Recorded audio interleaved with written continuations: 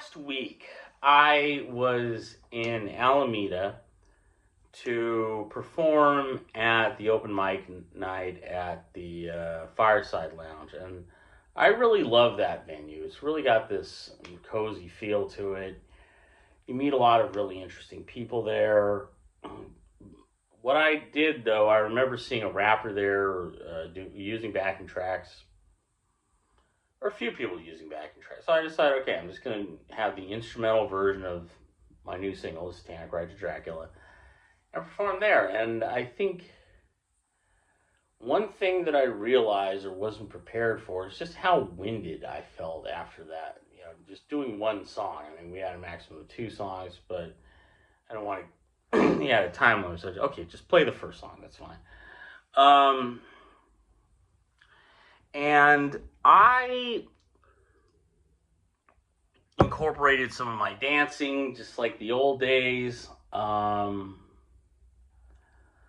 Whether I looked awesome or stupid is just completely dependent on your point of view, but let me put it this way, it was fun. And I think I got a reaction out of people for the most part.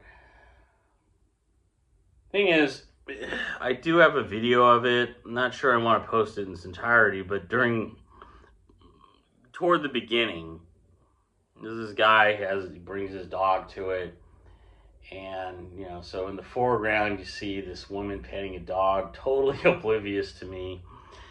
You know, a man and a woman talking and petting the dog and all that. And I'm reminded of something that the actor W.C. Fields once said, which is that he doesn't like to work with children and animals because they get all the attention, however he put it.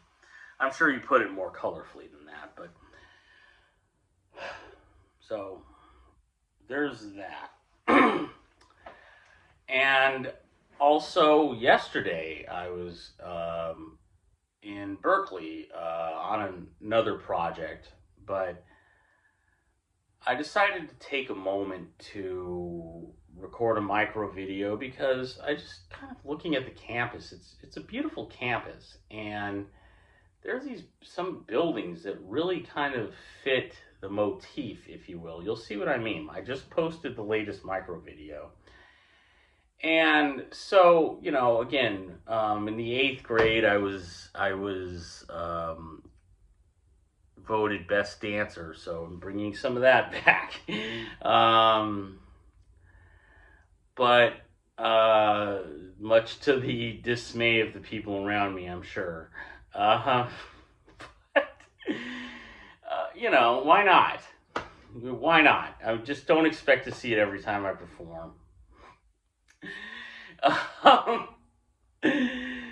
Well, what else? No, but I mean, it's something to practice because, you know, I don't think I can moonwalk anymore. I think we're gonna have to put some more practice into that. But some people might argue I couldn't moonwalk before either. I was just kind of doing whatever the hell I was doing with my feet. Fine. But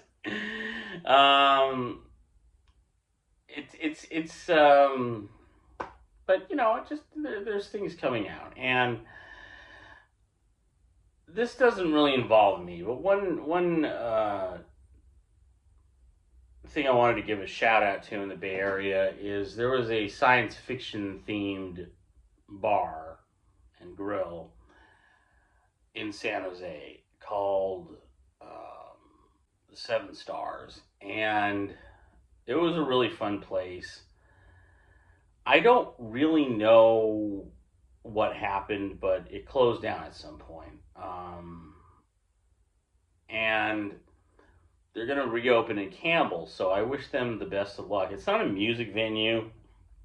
I don't think they're planning to host any bands, but they're good people, and I had fun there a lot of times. So I wish you guys the best of luck.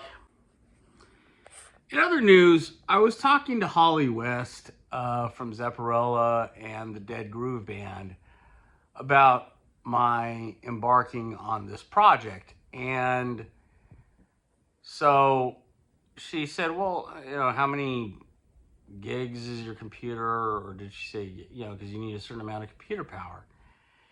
And I couldn't tell her. It's like, well, I think she said, I don't want to get it wrong, but 16 or 32 is how much you should have. So eventually I went home and I had it's 4. The answer's 4. So yeah, gonna have to do some house cleaning. Gotta respond to that statement Daniel Ek made about music as content on Spotify.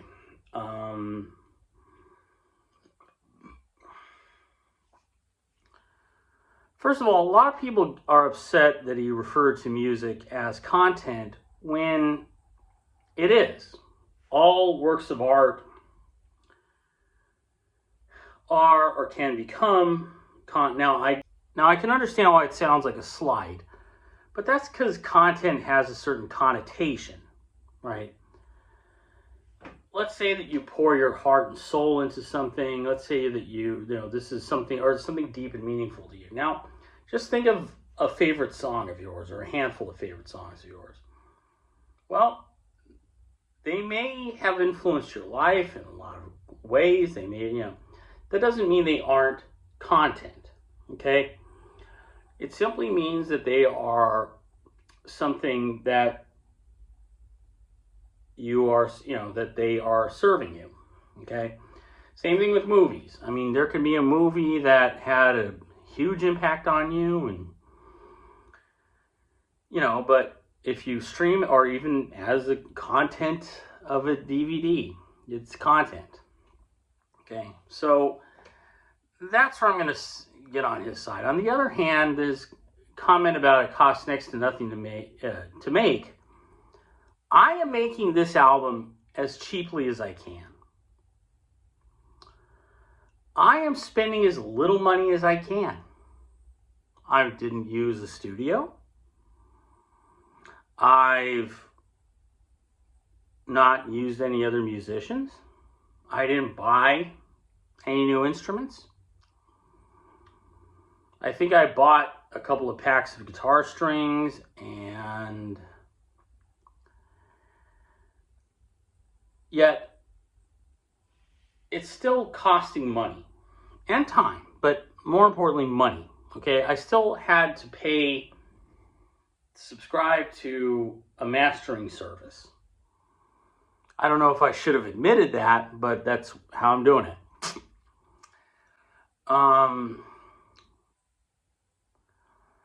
And as far as creating content for TikTok, creating micro videos, that's costing money.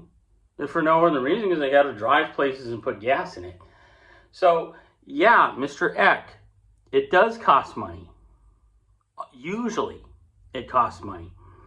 If somewhere out there there's somebody who's produced some content without spending any money at all, great. You can maybe argue that the first single I put out as a solo, Ain't Shit Without Me, that really didn't cost anything. Okay. But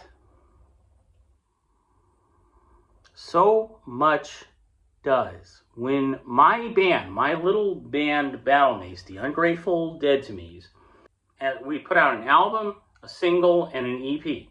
Okay. That all cost studio time. And again, do you think we went to Abbey Road Studios to do this? No. These were local places, but it's still hundreds of dollars. There's still a little overhead, like gas. We still had mixing and mastering to pay for, studio time for tracking it. And that's just us. We didn't have any additional musicians on there. We didn't pay someone to come in and play piano or get a horn section or anything. Imagine how much money it costs when a big name artist makes an album.